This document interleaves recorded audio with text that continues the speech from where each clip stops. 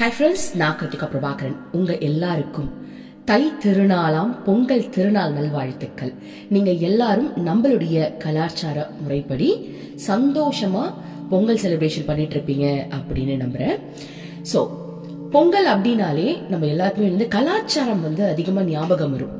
ஏன்னா இத்தனை நாள் நம்ம வேட்டி கட்டணமோ இல்லையோ, இந்த பொங்கல் டைம்ல வந்து பாருங்க எல்லாருமே வேட்டி சட்டை தான் போட்டிருப்பாங்க. கேர்ள்ஸ் வந்து சாரி தான் கட்டுவாங்க. ஏன்னா அது வந்து நம்மளுடைய ஒரு கலாச்சார பண்பாடு. அது மட்டும் இல்லாம பொங்கல்ன்றது எப்படி வைப்பாங்க, இது வரைக்கும் நம்ம கேஸ்ல சமைச்சிருப்போம், ஸ்டவ்ல சமைச்சிருப்போம். ஆனா பொங்கல் டைம்ல எல்லாருமே அந்த கல்லு வச்சு அந்த பொங்கல் செய்யும் போது அது ஒரு நல்லா இருக்கும். எல்லாரும் கும்பலா சேர்ந்து அந்த பொங்கல் பொங்கும் போது பொங்கலோ பொங்கல்னு சொல்லி அந்த கலாச்சார முறைப்படி ஒவ்வொரு விஷயமும் செய்யும் போது நம்மளுக்கு ரொம்ப ஒரு சந்தோஷத்தை கொடுக்கும் இல்லையா?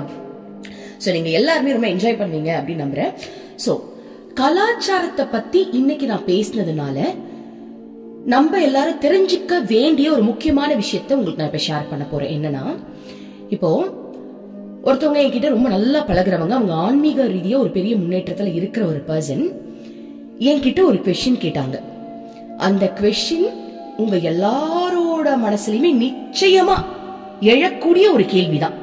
என்ன கேள்வி அப்படின்னா, கிருத்திகா, நீங்க வந்து மகாபாரதம் பகவத்கீதையெல்லாம் படிச்சிருக்கீங்க, நானும் அதெல்லாம் கேட்டிருக்கேன். ஆனா நானும் என்னதான் ஆன்மீக நிலையில இருந்தா கூட எனக்கு ஒரு சில விஷயங்கள் வந்து மனசை வந்து கொஞ்சம் உறுத்தும், ஏத்துக்க முடியாத வகையில இருக்கும் அப்படின்னாங்க. சரி, என்ன மாதிரி விஷயம்னு கேட்டேன். அப்ப அவங்க சொன்னாங்க, பாரு, என்ன இருந்தாலும் நம்ம நாட்டுல வந்து ஒருத்தருக்கு ஒருத்தரோட வாழ்றது தானே கரெக்டான ஒரு முறை, அதுதானே நம்ம கலாச்சார விதி. ஆனா மகாபாரதத்துல பார்த்தனா திரௌபதி 5 பேரோட வாழ்ந்திருக்காங்க. கிருஷ்ணன் எடுத்துப்போம், நீ வந்து கிருஷ்ணான்ற, எனக்கும் கிருஷ்ணனா உயிர் தான்.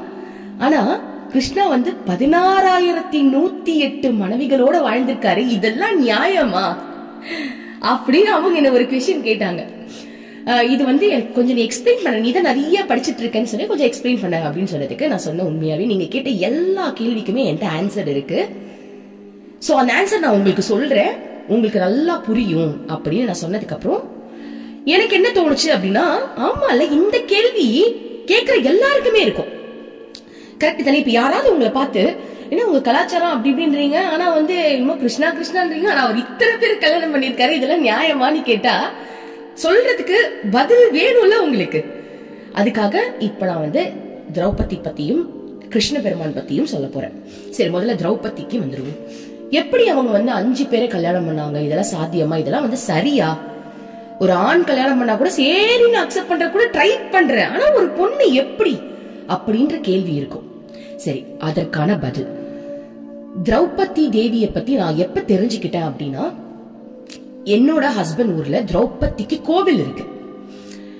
அவங்க பாஞ்சாலி, திரௌபதிக்கு கோயில் இருக்கும்போது நான் அப்ப எனக்கும் இதே டவுட் தான், எப்படி ஆனா என்ன இருந்தாலும் 5 பேரை கல்யாணம் பண்ணிருக்காங்க, ஆனா சாமின்னு எல்லாரும் ஏத்துக்கிறாங்க எப்படின்னு ஆராய்ச்சி பண்ணதுக்கு அப்புறம் தான் நான் மகாபாரத கதையவே படிக்க ஆரம்பிச்சேன்.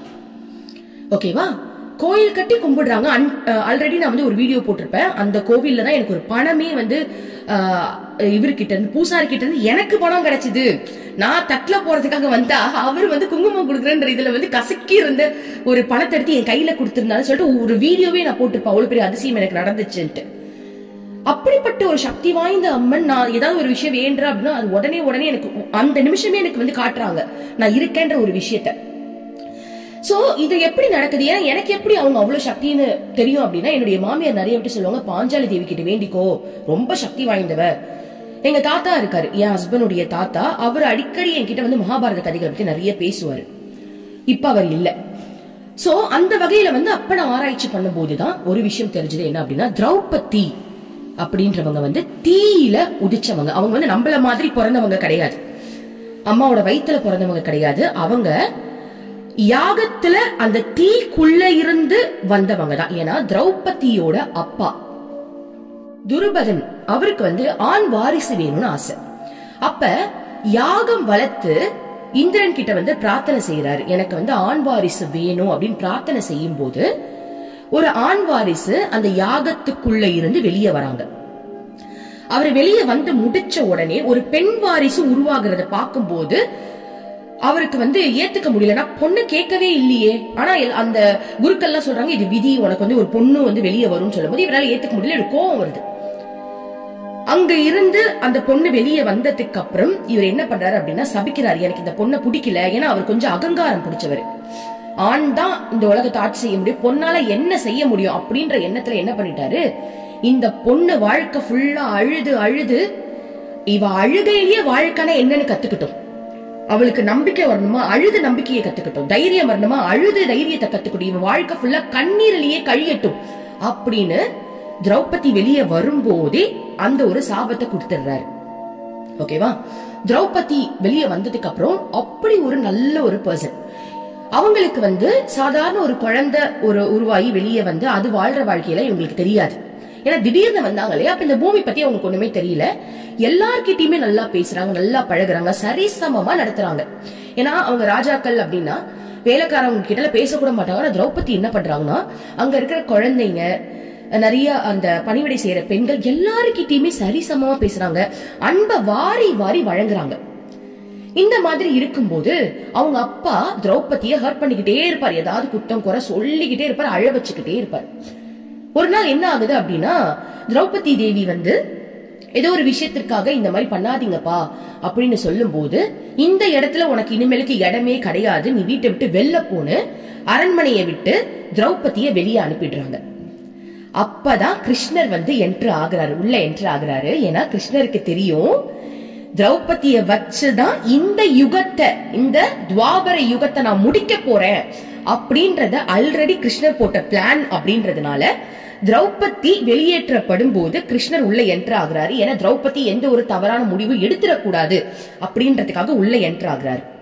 அப்ப திரௌபதி ஒரு ஆத்து பக்கத்துல நிக்கும் போது கிருஷ்ணர் திரௌபதி கிட்ட பேச ட்ரை பண்றாரு. அப்ப நீங்க யாரு அப்படின்னு திரௌபதி கேட்கும் போது, நானா கிண்டலா சொல்றாரு, நான் உங்க நாட்டை போர் எடுக்க வந்திருக்கேன் அப்படின்னு சொல்லிடுறாரு. உடனே திரௌபதிக்கு கவலையாயிடுது, ஐயோ நம்ம அப்பாவை ஏதாவது பண்ணிட போறாரு, பாருங்க அந்த அப்பா பாசம் அவங்களுக்கு, அப்பாவை ஏதாவது பண்ணிட போறாரோ அப்படின்னு பயந்துட்டு கிருஷ்ணர் கிளம்பிடுவார். இதை சொல்லிட்டு அந்த இடத்துக்கு போய் கிருஷ்ணர் வேற ஒரு விஷயம் பண்ணுவாரு. ஓகேவா? அதெல்லாம் நம்ம டீட்டெயில்டா பார்க்க வேணாம். அவங்க அப்பாவை காப்பாத்தணும் அப்படின்றதுக்காக திரௌபதி நடுவுல காப்பாத்தும் போது அவங்க அப்பாக்கு திரௌபதி மேல ஒரு ஃபீல் கிரியேட் ஆகும். பரவாயில்ல, இவ இவளோட உயிரை கொடுத்தே நம்மள காப்பாத்துறதுக்கு ட்ரை பண்ணிருக்காளே அப்படின்ற ஒரு நிலைமை வரும்போது கிருஷ்ண பகவான் என்ன பண்றாருன்னா இவளுடைய பெருமையை சொல்லி துருபதரை மனசை மாத்துவார். அப்போ துருபதனுக்கு அவங்க பொண்ணு திரௌபதிய ரொம்ப பிடிச்சிருது. ஓகேவா? அப்ப கிருஷ்ணர் சொல்றாரு, உன் பொண்ணுக்கு நீ கைமாறு செய்யணும்னு ஆசைப்படுறல, நல்ல சூப்பரான வரனா பார்த்து கொடு. நீ வைக்கிற போட்டி இந்த உலகத்துல யாராலையும் பண்ண முடியாது, ஒருத்தரால மட்டும்தான் பண்ண முடியும் அப்படின்ற மாதிரி ஒரு போட்டி வை அப்படின்னு சொல்லிட்டு, அர்ஜுனன் பத்தி உனக்கு தெரியும்ல, அர்ஜுனனை உன் பொண்ணுக்கு கல்யாணம் பண்ணி வைக்கிறதுக்கு ட்ரை பண்ணு அப்படின்ற மாதிரி கிருஷ்ணன் சொல்லிடுவார். உடனே இதெல்லாம் கேட்டுட்டு இருக்க திரௌபதி என்ன பண்ணுவா, கிருஷ்ணர் கிட்ட யார் அந்த அர்ஜுனன் கேட்கும் போது கிருஷ்ணர் வேணும்ட்டே அவன் மனசுல காதல வளர்க்கணும் அப்படின்றதுக்காக அர்ஜுனனை பத்தி நிறைய புகழ்ந்து புகழ்ந்து பேசுவான். திரௌபதிக்கு காதல் மலர ஆரம்பிச்சிடும். மனசுக்குள்ளேயே அர்ஜுனனை பத்தி ரொம்ப மனமுருகி நினைக்க ஆரம்பிச்சிடுவான். அப்போ வில் வித்தை அந்த போட்டி வைக்கிறாங்க. அந்த போட்டி மேடை உருவாகுது. எல்லா இடத்துல இருந்தும் பெரிய பெரிய ராஜாக்கள் அந்த இடத்துக்கு வந்துடுறாங்க. அப்ப கிருஷ்ணர் சொல்றாரு, நீ நினைக்கிற மாதிரி அர்ஜுனன் மட்டும் வில்லில் சிறந்தவன் இல்ல, கர்ணன் ஒருத்தன் இருக்கான், அவனும் வில்லில் சிறந்தவன் தான். சோ கொஞ்சம் ஜாக்கிரதையா நீ பாத்துக்கோ அப்படின்ற மாதிரி சொன்ன உடனே, ஐயோ நான் என்ன பண்றதுன்னு கேட்கும் போது, உன்னுடைய விருப்பம், நீ உனக்கு கணவனா தேர்ந்தெடுக்க போற ரைட்ஸ் உனக்கு இருக்கு அப்படின்றதுனால சப்போஸ் கர்ணன் வரதை பார்த்து உனக்கு பிடிக்கல அப்படின்னா நீ ரிஜெக்ட் பண்ணிக்கலாம் அப்படின்ற மாதிரி கிருஷ்ணன் ஒரு ஐடியா கொடுக்கறதுக்கும் கர்ணன் உள்ள என்ட்ரு ஆகிறதுக்கும் எனக்கு இவர் வேணான திரௌபதி சொல்றதுக்கும் கரெக்ட் ஆயிடுது. ஓகேவா? ஆனா அர்ஜுனன் அங்க வந்திருக்க மாட்டாங்க. என்ன காரணம் அப்படின்னா, பஞ்ச பாண்டவர்கள் இருக்காங்க, 5 பேரும் மறைஞ்சு வாழ்ந்துகிட்டு இருப்பாங்க.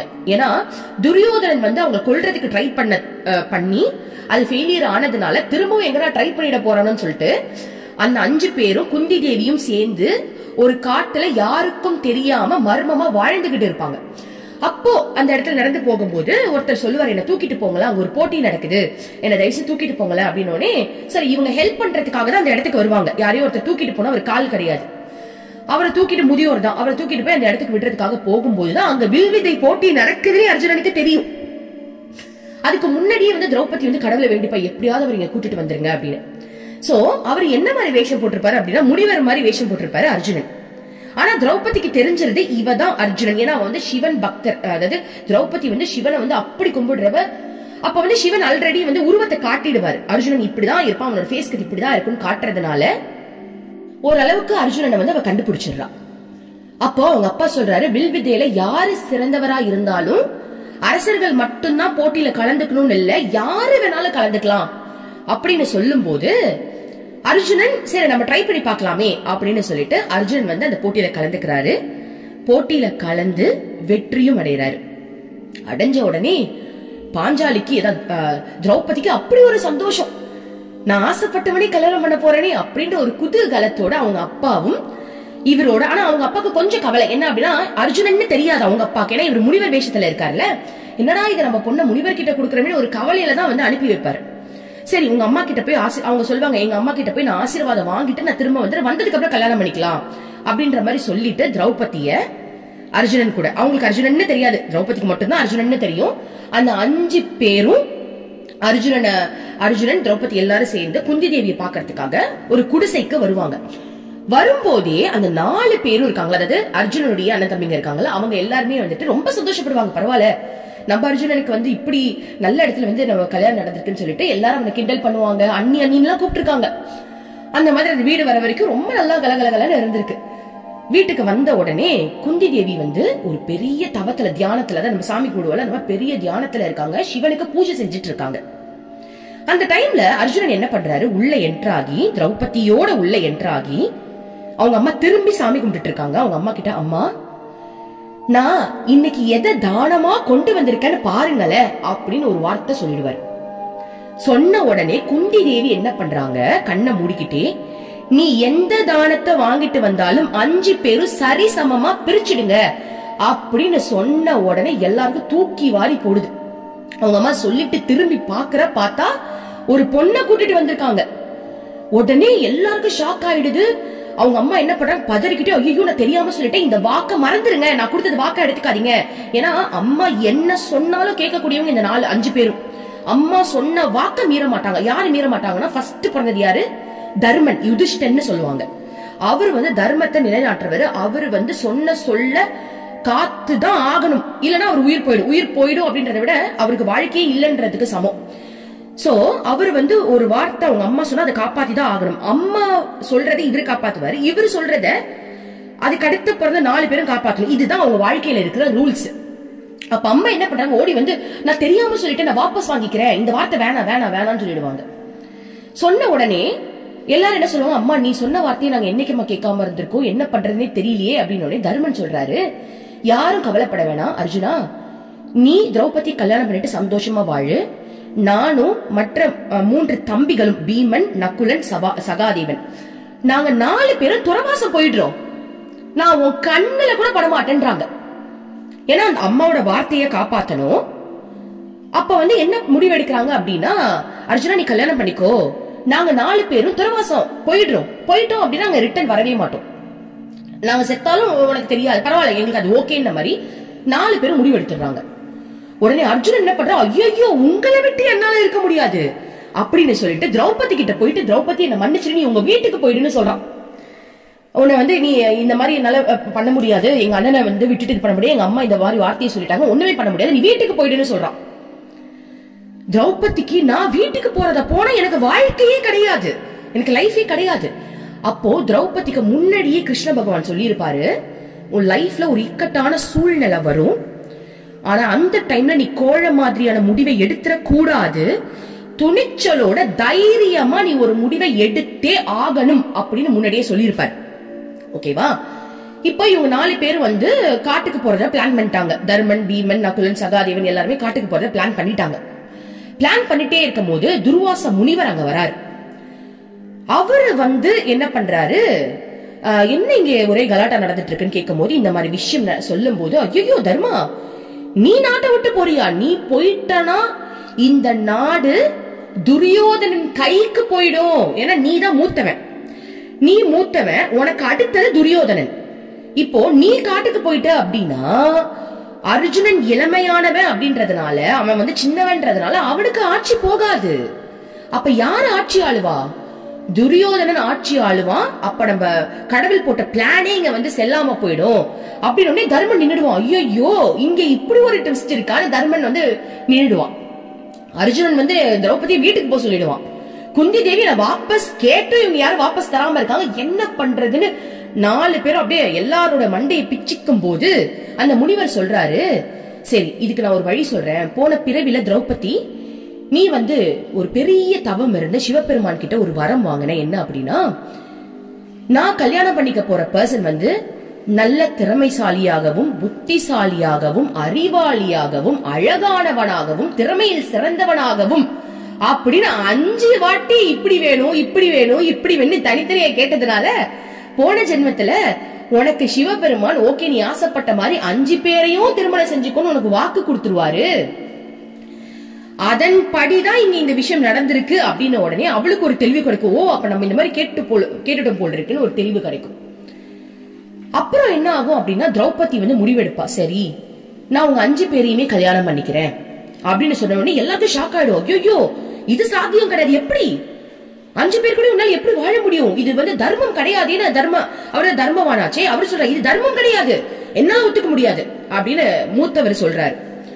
எல்லாரும் வந்து அண்ணி நாங்க எப்படி உங்களை அப்படி பார்க்க முடியும் அப்படின்னு எல்லாரும் சொல்லும் போது அவ சொல்றா, நீங்க யாரும் கவலைப்பட வேணாம், நான் சாதாரண பிறவியில நான் தீயில் உதித்தவள், நான் தீக்குள்ள இருந்து வந்தவன். அதனால முதல் 1 வருஷம் உங்க மூத்த அண்ணன் கூட நான் 1 வருஷம் வாழ்றேன்.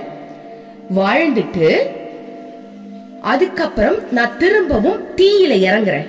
தீயில இறங்கி என்னுடைய உடம்பை எரிச்சிட்டு திரும்ப புது உடம்ப நான் உருவாக்கி அடுத்தது பீமனோட 1 வருஷம் வாழ்வேன்.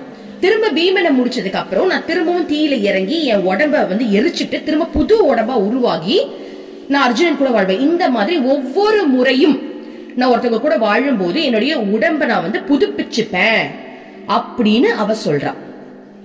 சொன்ன உடனே அந்த 5 பேரும் என்ன பண்றாங்க, அப்படியா, ஏன்னா இதை அவங்க ஏத்துக்கிட்டு தான் ஆகணும், ஏன்னா முனிவர் இருக்காரு, நீங்களும் ஏத்துக்கிட்டு தான் ஆகணும்ன்ற மாதிரி சொன்ன உடனே அவங்க சொல்றாங்க, சரி நாங்க ஒரு சபதம் கொடுக்கிறோம், நீங்க ஒருத்தரோட வாழும் போது அந்த பக்கம் கூட நாங்க யாருமே வரமாட்டோம். இப்ப நீங்க எங்க அண்ணன் கூட வந்து ஃபர்ஸ்ட் வாழ்க்கை வாழ்றீங்க அப்படின்னா நாங்க 4 பேரும் நீங்க இருக்கிற பக்கமே வரமாட்டோம். உங்களை வந்து அது வரைக்கும் நாங்க மரியாதையான மனைவின்னு ஏத்துக்கிறோம், ஆனா மரியாதையான பார்வையில தான் பாப்போம்னு இவங்களும் வாக்கு கொடுத்துருவாங்க. அந்த வாக்கின்படி அந்த 5 பேர் கூடயும் ஒவ்வொரு வருஷம் வாழும் போது எல்லாருமே ரொம்ப உத்தமர்களா நடந்துப்பாங்க. அப்போ அந்த பஞ்ச பாண்டவர்களும் ஒரு பெரிய உத்தமர்களுக்கு சமம். சரியா? இப்ப இதுல இன்னொரு விஷயம் என்ன அப்படின்னா, திரௌபதி வந்து தீயில எரிஞ்சு உடம்பு மாத்துறா, ஆனா மனச மாத்த முடியுமா? திரௌபதிக்கு அர்ஜுனன் மேல அப்படி ஒரு காதல், அர்ஜுனன் தான் உலகோட நம்பி வந்தா, ஆனா இங்க வந்து பார்த்தா 5 பேரையும் கணவனா ஏத்துக்கிறது மட்டும் இல்லாம 5 பேருக்கும் அதே அன்பை கொடுக்கணும், 5 பேரையும் ஒரு மனசார கணவனா ஏத்துக்கிறது எவ்வளவு பெரிய விஷயம், யாரால ஏத்துக்க முடியும்? நம்மளுக்கே வந்து ஒருத்தவங்களை பிடிக்குது அப்படின்னா அவங்கள மாதிரியே இன்னொருத்தவங்களை பிடிக்கணும் அப்படின்றது எவ்வளவு ஒரு கஷ்டமான விஷயம். யோசிச்சு பாருங்க, அது வந்து சாத்தியமே கிடையாது. ஒருத்தவங்க கிட்ட நம்ம மனசை கொடுத்துட்டோம்னா இன்னொருத்தவங்களை பார்த்தாலே நம்மளுக்கு வந்து ஒரு வேற ஒரு ஃபீல் தான் வருமே தவிர அதே லவ் ஃபீல் கொடுக்க முடியுமா? ஆனா திரௌபதி வந்து முடிவெடுக்கிறான், நான் எல்லாரையுமே சரிசமமா பார்க்க கத்துக்கிறேன் அப்படின்ற மாதிரி முடிவு எடுக்கும் போது கிருஷ்ணர் அங்க வரார், என்று ஆகிறார். கிருஷ்ணர் சொல்றாரு, நீ எடுத்த முடிவு சிறந்த முடிவு, நீ கவலைப்படாத, உன்னால எல்லாரையுமே சரிசமமா பார்க்க முடியும். ஏன்னா நீ இறைவன் தன்மை கொண்டவன். இறைவன் யாரையாவது வந்து நீ எனக்கு பெருசு நான் உனக்கு சின்னதுன்னு பாப்பாரா? கிடையவே கிடையாது. இறைவன் வந்து எல்லாரையுமே ஈக்குவலா பாப்பாரு. கரெக்டா? ஒரு புழுவ கூட ஈக்குவலா பாப்பாங்க. கூட இருக்கிற மனைவி லக்ஷ்மி தேவியையும் ஒரு சாதாரண பெண்ணையும் கூட இறைவனால சரிசமமா பார்க்க முடியும். அந்த கதையை நான் உங்களுக்கு அப்புறம் சொல்றேன். அப்போ நீ இறைத்தன்மை கொண்டவ, நீ வந்து ஒரு காளி தேவிக்கு சமம் திரௌபதி.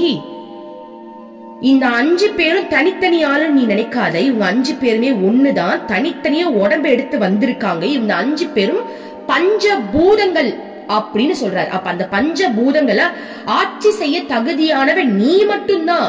நீயே வேளாண் நினைச்சிருந்தாலும் இந்த 5 பேரும் உன்னை விட முடியாது, உன்னாலையும் இந்த 5 பேரை விட முடியாது, இதுதான் விதி அப்படின்னு சொன்ன உடனே 5 பேரையும் திரௌபதி கல்யாணம் பண்ணி அந்த 6 பேரும், இப்ப 5 பிளஸ் திரௌபதி 6 பேரும் அவ்வளவு ஜெனியூனா வாழ்வாங்க. மத்தவங்க கண்ணுக்கு தப்பா தான் தெரியும். அதாவது அங்க துரியோதனன் அசிங்கப்படுத்தினா, கர்ணன் அசிங்கப்படுத்தினாரு, எல்லாருமே இவங்களை பார்த்து அவமானப்படுத்துறாங்க, அசிங்கப்படுத்துறாங்க, யாருமே ஏத்துக்கல. ஆனாலும் ஒருத்தருக்கு ஒருத்தர் விட்டு கொடுக்காம நாங்க உனக்கு உறுதுணையா இருப்போன்னு அந்த 6 பேரும் ஒரே மனநிலையோட, எப்படி இருக்கும் ஒரு ஃப்ரெண்ட்ஸ்குள்ளேயே நம்மளுக்கு 1008 பிரச்சனை வரும். ஆனா ஒரு குடும்பத்துல ஒரு 6 பேரும் சரியா ஒருத்தருக்கு ஒருத்தர் புரிஞ்சுக்கிட்டு, ஒருத்தருடைய மனநிலையை புரிஞ்சுக்கிட்டு, அன்ப அழகா ஈக்குவலா கொடுத்து, எவ்வளவு பெரிய விஷயம். அவ என்ன அம்மாவா? பெத்த தாய் கூட ஈக்குவலா தான் கொடுப்பாங்க. ஆனாலும் எனக்கு ஒரு குழந்தை பெருசுன்ற ஒரு தாட் மேபி மனசுல இருக்கலாம், சரியா? ஆனா ஒரு மனைவியா 5 பேருக்கும் சரிசமமான அன்பு கொடுக்கறது எவ்வளவு பெரிய விஷயம். சோ அந்த 6 பேரும் அவ்வளவு ஜெனினா வாழ்ந்தாங்க அப்படின்ற கதையை நான் தெரிஞ்சதுக்கு அப்புறம் தான் எனக்கு திரௌபதி மேல அப்படி ஒரு பக்தி வந்துச்சு. ஓகேவா? இது அடுத்த கதையை சொல்றேன். இப்ப கிருஷ்ணருக்கு வருவோம். சரி, கிருஷ்ணர்னா உங்களுக்கு அப்படி உயர்ந்தீங்களே, இதெல்லாம் நியாயமா? என்னையே கேட்டிருக்காங்க, இதெல்லாம் நியாயமா? ஒரு 16 எதுக்கு அத்தனை மனைவிகள், எதுக்கு அவருக்கு அப்படின்னு கேட்கும் போது, அவரை பத்தி அலசி ஆராய்ச்சி செஞ்சு அவர் அலசி ஆராய்ச்சி செஞ்சதுக்கு அப்புறம் நான் ஒரு முடிவு எடுத்தேன். என்ன தெரியுமா? கிருஷ்ணா, நான் ஒத்துக்கிறேன், நீ ஸ்ரீராமச்சந்திர மூர்த்தின்னு நான் ஒத்துக்கிறேன். ஏன்னா எல்லாருமே ராமரை தான் ஸ்ரீராமச்சந்திர மூர்த்தின்னு சொல்லுவாங்க. ஏன்னா அவர் பத்தினி தெய்வம். அவர் மனைவியை தவிர மனசால கூட வேற ஒரு பொண்ணை நினைச்சது கிடையாது. ஆனா அவரை பத்தி கிருஷ்ணரை பத்தி தெரிஞ்சதுக்கு அப்புறம் நான் சொன்ன கிருஷ்ணர் கிட்ட அவரோட போட்டோ பார்த்து, நான் ஒத்துக்கிறேன் கிருஷ்ணா, நீ பத்தினி தெய்வம், நீ ஸ்ரீராமச்சந்திர மூர்த்தி, நான் ஒத்துக்கிறேன். அது ஏன் ஒத்துக்கிட்டேன்றது இப்ப உங்களுக்கு கதையா சொல்றேன். சரி, இப்போ ராமர் ஒரு சிறந்த வாழ்க்கையை வாழ்ந்து காட்டினாரு. கிருஷ்ணன் மட்டும் ஏன் இத்தனை கல்யாணம் பண்ணி? அப்ப எல்லாருமே அந்த ஆசைப்படுவாங்களா, ஏன் நான் பண்ணக்கூடாதான்னு? இது நியாயமா? ராமர் மட்டும் கரெக்டா வாழ்ந்துட்டு போனார், ஏன் கிருஷ்ணன் மட்டும் இப்படி வாழ்ந்தாரு அப்படின்ற கேள்விக்கு முதல் பதில் சொல்றேன். ராமர் அவர் மனுஷ தன்மையில தான் இந்த பூமியில வாழ்ந்திருப்பார். அவர் கடவுளா கீழே வரல, அவர் மனுஷனா தான் வந்திருப்பாரு. ஒரு மனுஷனுக்கு எடுத்துக்காட்டா ஒரு வாழ்க்கையை வாழணும்னு வந்திருப்பாரு. அதனாலதான் சீதையை கடத்திட்டு போகும்போது அவருக்கு சீதை எங்க போச்சுன்னே தெரியல. 10 மாசமா தேடுறாங்க, சீதை கிடைக்கல. ஏன்னா கடவுள் தன்மையில வந்திருந்தாங்க அப்படின்னா அவங்களுக்கு ஞான திருஷ்டில தெரிஞ்சிருக்கும், யாரு கடத்திட்டு போனது, யாரு அங்க புடிச்சு வச்சிருக்கிறது, அவ எங்க இருக்கா, என்ன பண்ணிட்டு இருக்கா, ஞான திருஷ்டில எல்லாமே தெரிஞ்சிருக்கும். மனுஷ தன்மையில வந்ததுனால அவர் மனுஷனா வாழ்ந்தார். அப்போ ஒரு மனுஷன் எப்படி வாழணும்? ஒருத்தருக்கு ஒருத்தி உண்மையா இருக்கணும், அதுதான் மனுஷத்தன்மை, அதுதான் மனுஷனுடைய தர்மம். சோ அந்த வாழ்க்கையை வாழ்ந்தார். ஆனா கிருஷ்ணர் கீழே வரும்போதே சொல்லிடுவாரு, நான் மனுஷத்தன்மையில வரமாட்டேன், நான் இறைவன் தன்மையில தான் வருவேன் அப்படின்னு சொல்லிட்டு தான் வருவார். ஒரு கருவுக்குள்ள போகும்போது அவர் சொல்வார், என்னுடைய முழு சக்தியோட நான் இறைவனாதான் வரப்போறேன் அப்படின்னு உள்ள வந்ததுனாலதான் சின்ன வயசுல இருந்தே அவர் அவ்வளவு அதிசயங்கள் செய்வார். வாயை காட்டினோடனே உள்ள அண்டம் தெரிஞ்சது, பிரம்மாண்டம் தெரிஞ்சது, ஒத்த சுண்டு விரல்ல மலையை தூக்குனது. ஏன்னா அவரு இறை தன்மையிலேயே வந்ததுனால. சரி, இப்போ கிருஷ்ணர் யாரு? இறைவன்.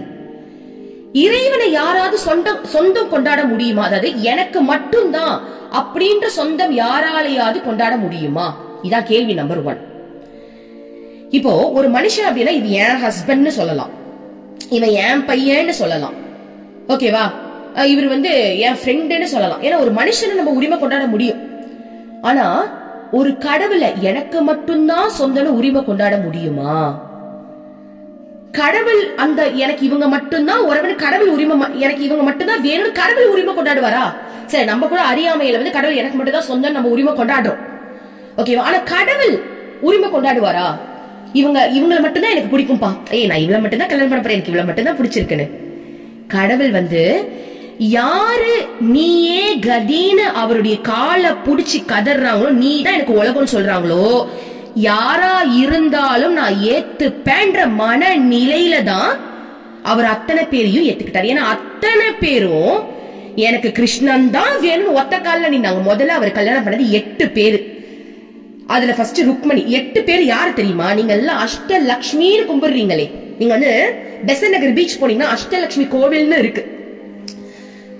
அந்த அஷ்டலட்சுமி கோவில்ல 8 லட்சுமி இருக்காங்க. அதாவது ஒரே லட்சுமி 8 ரூபத்துல பிரிஞ்சு காட்சி தருவாங்க.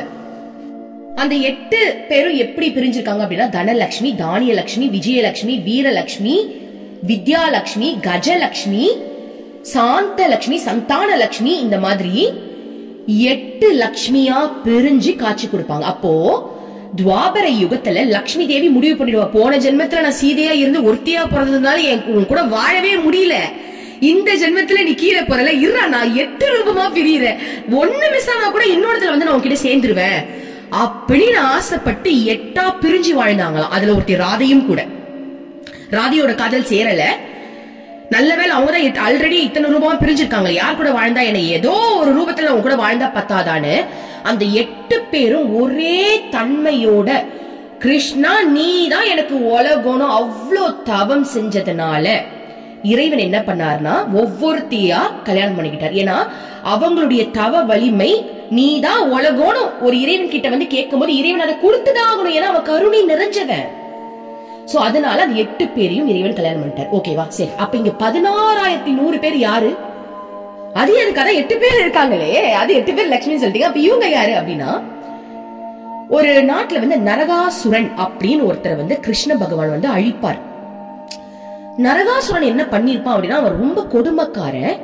இளமையான பொண்ணுங்களை 16,100 பேரையும் ரொம்ப அடிமையா வச்சிருப்பான்.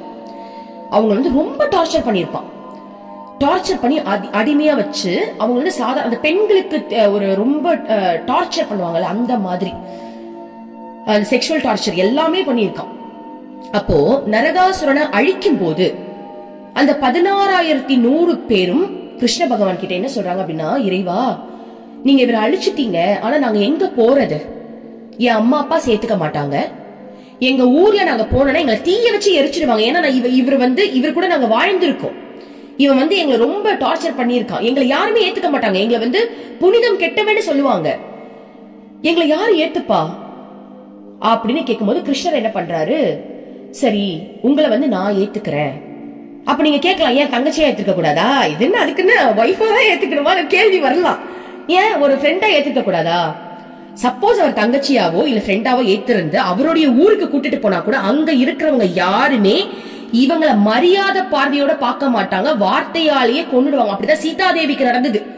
அவங்க வந்து அந்த 16,000 வருஷம் கழிச்சு ராவணன் கிட்ட வந்து சிக்கிக்கிட்டு ஊருக்கு போகும்போது சீதாதேவியோட கற்பையே சந்தேகப்பட்டாங்க அந்த ஊர் மக்கள்.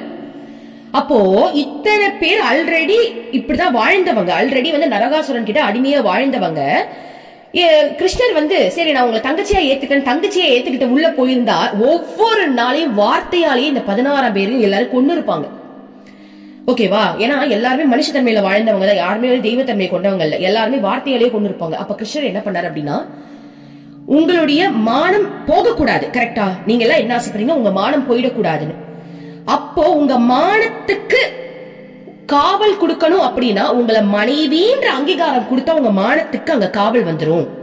அப்போ நீங்க கவலைப்படாதீங்க, உங்களை நான் திருமணம் செஞ்சுக்கிறேன் அப்படின்னு சொல்லிட்டு 10,100 உருவமா கிருஷ்ண பகவான் பிரிஞ்சு ஒவ்வொருத்தரையுமே திருமணம் செஞ்சு அந்த ஒவ்வொருத்தரையும் அவருடைய துவாபர யுகத்துக்கு அவர் அழைச்சிட்டு போய் அந்த துவாரகைக்கு வந்து அழைச்சிட்டு போய் ஒவ்வொரு பெண்ணுக்கும் ஒவ்வொரு பேலஸ் மாதிரி வீடு கட்டி கொடுத்து அந்த ஒவ்வொரு பெண்ணுக்கும் அவர் ஆறுதலா இருந்திருக்காரு. ஓகேவா? அப்போ இறைவனை தவிர யாருக்கு இந்த எண்ணம் வரும்? மனசாட்சி தொட்டு சொல்லுங்க, உங்களுக்கு வருமா? யாருக்குமே வராது, இறைவனுக்கு தான் வரும். அத்தனை பேருடைய மானத்திற்கும் இவர் காவலா இருந்திருக்காரு. ஓகேவா? அதுல வந்து கிருஷ்ணருக்கு இன்னொரு விஷயம் என்னன்னா, அந்த 8 பேரோட மட்டும்தான் கிருஷ்ணருக்கு குழந்தைகள் இருக்கே தவிர இந்த 16,100 பேரை இவர் டச் கூட பண்ணலன்னு அதுவும் பெரிய சரித்திரம். எல்லாத்தையும் நான் கன்ஃபார்ம் பண்ணி எல்லாத்தையும் தேடி, ஏன்னா எனக்கு கிருஷ்ணர் அவ்வளவு பிடிக்கும், அவர் எப்படிலாம் வாழ்ந்திருக்காருன்னு ஆராய்ச்சி பண்ணும்போது இந்த விஷயம் எல்லாம் எனக்கு தெரிய வந்துச்சு. ஓகேவா? அப்போ யோசிச்சு பாருங்க, ஒரு இறைவனால மட்டும்தான் இதை பண்ண முடியும். என்ன அப்படின்னா, நான் என்ன யோசிச்சேன்னா, ஒரு இறைவன் பக்கத்துல வாழ்ந்துட்டு இருக்க, ஒரு நாராயணன் பெருமாளோட பக்கத்துல வாழ்ந்துட்டு இருக்கிறது லக்ஷ்மி தேவி. அந்த லக்ஷ்மி தேவி அப்படின்றவங்க நம்மளுடைய தாயார், நம்மளுடைய தாய், நம்மள படைச்சவங்க, நம்மளுடைய அம்மா, இந்த பூமியை படைச்சவங்கன்னு வச்சுப்போம். அந்த லெவல்ல இருக்கக்கூடிய ஒரு மனைவிக்கு ஈக்குவலா ஒண்ணுமே லாய்க்கு இல்லாத ஒரு பொண்ண கூட மனைவின்ற அங்கீகாரம் கொடுத்து லக்ஷ்மிய பாத்துக்க கூடிய வகையில ஒண்ணுத்துக்கு லாய்க்கு இல்லாத ஒரு பொண்ண கூட பாத்துக்கிறாருன்னா இறைவனை தவிர வேற யாரால அதை பண்ண முடியும்? இப்ப சொல்லுங்க, என்னுடைய கிருஷ்ணன் ஸ்ரீராமச்சந்திரமூர்த்தியா இல்லையா? ஒவ்வொரு பெண்ணுக்கும் அந்த உரிமையை கொடுத்திருக்காரு, ஒவ்வொரு பெண்ணுக்கு தேவையான அனைத்தையும் செஞ்சிருக்காரு. அவங்களுடைய ஆசையை தெரிஞ்சுக்கிட்டு அந்த ஆசைக்கு அவர் பண்ணாத கிஃப்ட்ஸ் கிடையாதான், அதுல நான் பாத்திருக்கேன். சோ இத பத்தி நான் பெருசா பேச விரும்பல. நான் என்ன சொல்ல வரேன் அப்படின்னா, இந்த கலாச்சாரத்தை வந்து இதெல்லாம் நம்மளுக்கு முறையா, இதெல்லாம் சாத்தியமா, இதெல்லாம் வந்து செட் ஆகுமான்னு கேக்குறாங்க இல்லையா? அந்த கலாச்சாரத்திற்காக தான் ராமனா பிறந்து கலாச்சாரம்னா என்னன்னு வாழ்ந்து காட்டிட்டு போனாரு. ஆனா துவாபர யுகத்துல நான் மனுஷனா வரப்போறது கிடையாது, நான் இறைவனாதான் வருவேன் அப்படின்னும் போது அந்த இறைவனே உலகம்னு எத்தனை பேர் இருக்காங்களோ எல்லாரையுமே என்ன வந்து நான் வந்து கண்டிப்பா ஏத்துப்பேன்ற ஒரு எண்ணத்துலதான் அவர் வந்திருந்தாரு. இவங்க மட்டும் இல்லாம கோபியர்கள்னு சொல்லுவாங்க, கிருஷ்ணரே பைத்தியம்னு சுத்துவாங்க கோபியர்கள்லாம். கிருஷ்ணர் தான் உலகம் சுத்திக்கிட்டு இருந்தவங்க. அப்போ அவங்களுக்கும் கிருஷ்ணர் என்ன சொல்லிருக்காரு அப்படின்னா, நீங்க எல்லாரும் ஆல்ரெடி அவங்க கல்யாணம் ஆனவங்க, ஓகே, நிறைய பேர் கல்யாணம் ஆனவங்க, குழந்தை பெற்றவங்க. அப்ப கடவுள் என்ன சொல்றாரு அப்படின்னா, நீங்க எல்லாம் இந்த பூமியை விட்டு வரும்போது எல்லாரும் என்கிட்டதான் வரப்போறீங்க, எல்லாரும் என் மனசுல வந்து ஐக்கியமாயிட போறீங்க. சோ அதனால நீங்க வந்து இறைவன் நீங்க நினைச்சிட்டு இருக்கீங்க, அப்படியே நினைச்சுக்கிட்டு இருங்க. இன்னும் கொஞ்ச நாள் தான் நீங்க எல்லாரும் என்கிட்ட வந்துருவீங்க. ஏன்னா அவர் வந்து பரமாத்மா, நம்ம எல்லாருமே ஜீவாத்மாக்கள். பரமாத்மா கிட்ட போகணும் அப்படின்றதுதான் ஜீவாத்மாவுடைய ஆசையா இருக்கும். ஆனா இறைவன் கிட்ட செல்றதுக்கு போறதுக்கு வந்து ஒவ்வொரு விதமான பக்திகள், பக்தியிலேயே வந்து நிறைய ரசங்கள் இருக்குன்னு சொல்லுவாங்க. அம்மா அப்படின்னு நினைக்கிற பக்தி ஒண்ணு, அப்பான்னு நினைக்கிற பக்தி, கணவன் அப்படின்னு நினைக்கிற ஒரு பக்தி இருக்கு, காதலன் அப்படின்னு நினைக்கிற ஒரு பக்தி இருக்கு, குழந்தை. கிருஷ்ணர் குழந்தைய எத்தனை பேர் பாக்குறாங்க தெரியுமா? என் கூட இருக்கிறவங்க எல்லாருமே சொல்லுவாங்க, ஐயோ எனக்கு கிருஷ்ணர் குழந்தையா தவிர வேற எப்படியுமே பார்க்க முடியலன்னு. சோ குழந்தையா பார்த்து அந்த இறைவனை அடையக்கூடிய தன்மை இருக்கு. எப்படி வேணாலும் நீங்க பார்க்கலாம், உங்களுக்கு எப்படி பார்க்கணுமோ பாருங்க, அவ்வளவுதான். ஓகேவா? சோ இன்னொரு வாட்டி நம்மளுடைய கலாச்சாரத்தை பத்தி இதெல்லாம் சாத்தியமா யாராவது கேட்டாங்க அப்படின்னா அதற்கான பதில் உங்களுக்கு தெரியணுன்றதுக்காக தான். அவங்களுக்கு நீங்க ரிப்ளை பண்றீங்களோ பண்ணலையோ அது தேவையில்லை, அது உங்க விருப்பம். நீங்க தைரியமா சொல்லலாம்ல, இல்ல எங்களுடைய இறைவன், அதாவது எல்லாருமே ஒரே இறைவன் தான், ஒரு சந்தோஷமா இல்ல அந்த மாதிரி தப்பெல்லாம் எதுவுமே நடக்கலப்பா அப்படின்னு ஒரு சந்தோஷமா உங்களால நினைக்க முடியும்ல. அதுக்காக தான் இந்த எக்ஸ்பிளனேஷன் நான் கொடுத்தேன். இதே எக்ஸ்பிளனேஷன் தான் நான் அவங்களுக்கும் கொடுத்திருந்தேன். சோ எனக்கு உங்களுக்கும் இதை ஷேர் பண்ணணும்னு ஆசையா இருந்தது. என்னுடைய கிருஷ்ணரை பத்தி இவ்வளோ டீப்பா சொல்றது எனக்கு அப்படி ஒரு சந்தோஷம், அவ்வளோ ஒரு ஆனந்தமா இருக்கு. சோ எனக்கு எப்படி கிருஷ்ணர் மேல இப்படி ஒரு பற்று அப்படின்னா, ஆக்சுவலி சின்ன வயசுல இருந்து எனக்கு கிருஷ்ணர்லாம் வந்து பெருசா யோசிச்சே கிடையாது. எனக்கு முருகர் பிடிக்கும், அதனால என் பேரே கிருத்திகா, கிருத்திகையில பிறந்ததுனால கிருத்திகா. முருகர் ரொம்ப பிடிக்கும், ஒரு ஃப்ரெண்டு மாதிரி. எப்பவுமே என்னன்னா ஐயோ முருகா அப்படின்னு தான் சொல்லுவேன், என் வாயில முருகர் தான் வரும்.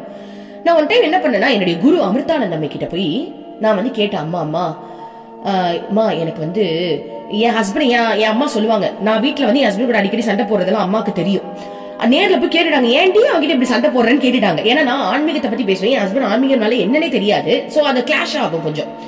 அப்ப வந்து நான் அம்மா வந்து கேட்டுட்டாங்க என்னன்னா ஏன்டி அவங்கிட்ட சண்டை போடுற அப்படின்னு கேட்டாங்க. நான் சொன்னேன், அம்மா நீ லவ் பண்ணு சொன்ன. ஏன்னா அம்மா என்ன சொன்னா, நீ லவ் பண்ணா அவன் சரியாயிடுவான், நல்லா இதுவாயிடுவான். நான் சொன்னேன், அம்மா நான் எவ்வளவோ லவ் பண்ண ட்ரை பண்ணிட்டேம்மா, எனக்கு லவ் பண்ணவே தெரியலமா, முடிஞ்சா நீ வந்து எனக்கு லவ்னா என்னன்னு சொல்லி கொடுமான்னு சொல்லிட்டேன்.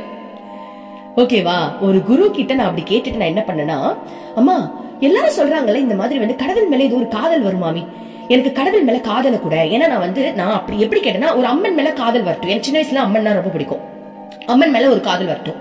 எனக்கு சிவபெருமான் அவ்வளவு பிடிக்கும், எனக்கு சிவன் மேல காதல்ன்றது அது என்ன காதல்ல ஒரு அன்பு தானே, அது ஒரு விதமான அன்பு தானே. சோ அது கூட அவங்க மேல கொடுத்துட்டேன்னா அவங்களுக்காக நம்ம என்ன வேணாலும் செய்யணும்னு தோணும்ல அப்படின்னு சொல்லிட்டு நான் வந்துட்டேன். வந்ததுக்கு அப்புறம் தான் தெரியுது, என் கனவுல டெய்லி பேசிஸ்ல கிருஷ்ணன் வராரு, கிருஷ்ணன் வந்து ஒரே லவ். அதுக்கப்புறம் தான் எனக்கு கிருஷ்ணன் மேல அப்படி ஒரு அதிகமான ஈர்ப்பு வந்து நான் என் ஹஸ்பண்ட் கிட்டே பேசுறேன், ஏய் என்னமோ தெரியல டெய்லி பேசிஸ்ல கிருஷ்ணன் வராரு, எனக்கு என்னமோ உன்னை பார்த்தா கூட கிருஷ்ணன் மாதிரி தோணுதுன்னு என் ஹஸ்பண்டையே நான் கிருஷ்ணா தான் கூப்பிட ஆரம்பிச்சேன். உண்மையா சொல்றேன், எனக்கு அப்படியே யார பார்த்தாலும் வந்து கிருஷ்ணா. ஆனா என் ஹஸ்பண்ட் மேல வந்து எனக்கு கிருஷ்ணான்ற ஃபீல் அதிகமா வரும். நான் சொல்லுவேன், ஹபி எனக்கு அவர் மேல எனக்கு வந்து ஒரு அன்பு வந்து எப்படி ஆயிடுச்சுன்னா, ஹபி நீ தான் என்னுடைய கிருஷ்ணன் தெரியுமா அப்படின்ற மாதிரி நான் சொல்ல ஆரம்பிச்சு. என் ஹஸ்பண்ட் சொல்லிட்டாரு, நீ மனுஷனை தவிர இறைவனை காதலிச்சா எனக்கு ஒன்னும் பிரச்சனையே கிடையாது, நீ என்னமோ பண்ணுன்னு சொல்லிட்டாரு. சோ என் குரு மூலமா வந்த ஒரு விஷயம் தான் அது, வந்து ஒரு பூர்வ ஜென்ம பந்தமா இருக்கலாம். ஓகேவா? சரி, சோ இந்த விஷயம் உங்களுக்கு ஷேர் பண்ணணும்னு ஆசைப்பட்டேன். சோ பொங்கல் திருநாளை எல்லாரும் ரொம்ப சிறப்பா கொண்டாடுங்க, நல்லபடியா சேஃபா டிராவல் பண்ணி திரும்ப ஊர் போய் சேருங்க. வாழ்க வளமுடன். Thank you universe.